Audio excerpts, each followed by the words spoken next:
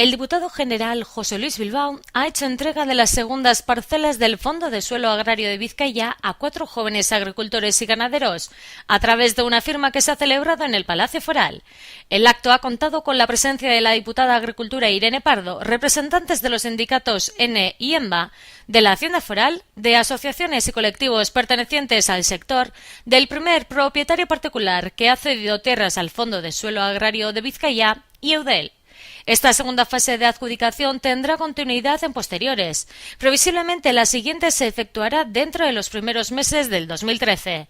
En su discurso, el diputado general ha lanzado un llamamiento a los particulares para que se animen a la cesión de terrenos. Las parcelas en los municipios de Busturia y Galdames son concesiones de 5 a 30 años para desarrollar 2 proyectos hortícolas, una avícola y otro ganadero forrajero.